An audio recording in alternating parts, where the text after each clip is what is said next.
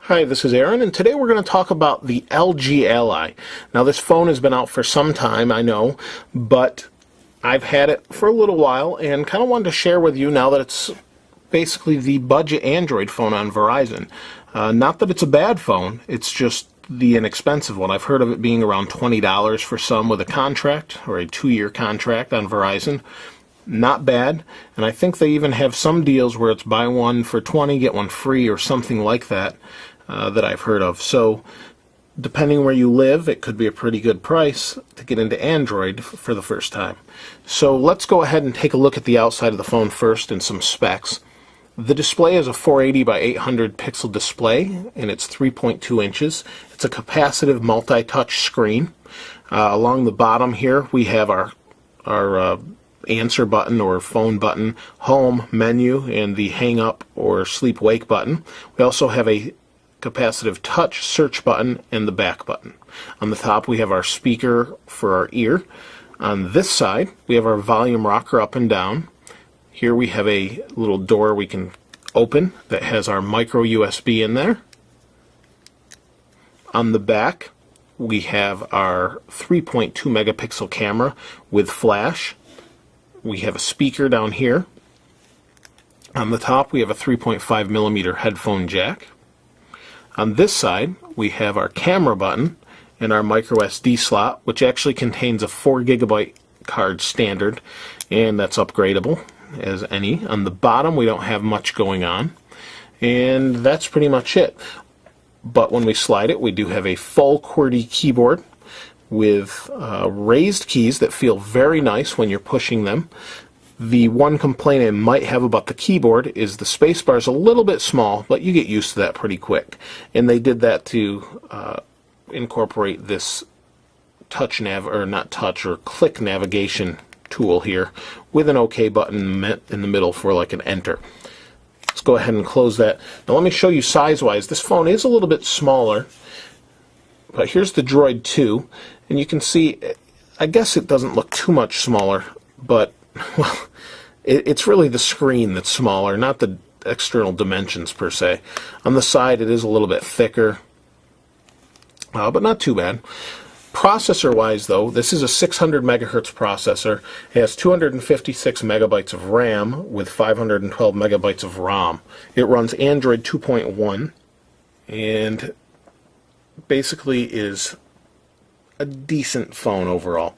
It incorporates a 1500 milliamp battery in the back. Before we go into the UI, we'll show you the back.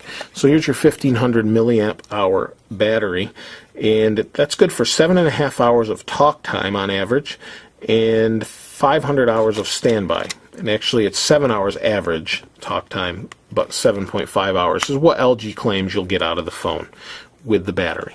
So let's go into the UI. The UI is pretty standard Android. Here's our sleep wake button. Go to sleep. You can hit any of these buttons, but that's our sleep wake. Slide to mute, slide to unlock. So there's the typical kind of stock Android. We have our normal Google search bar on top with our voice commands, and this is stock. I have not changed any of these settings where it is. Runs pretty fast overall.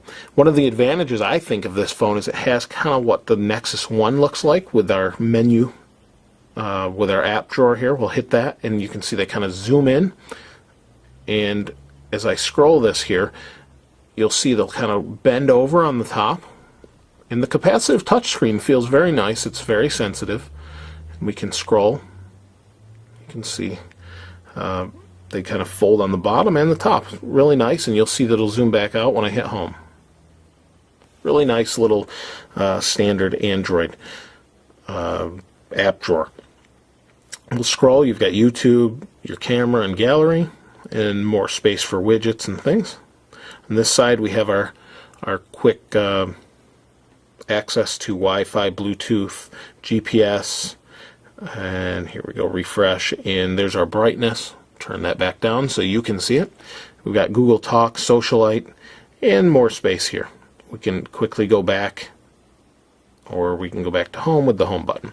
So that's pretty standard Android, but overall it's a pretty nice phone.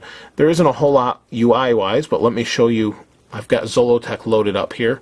Speeds are pretty good on here, and you do have pinch to zoom that responds pretty well. You can see. Works like you'd expect. And double tap. Well, it's not quite working how I'd like, but normally, there you go, double tap to zoom.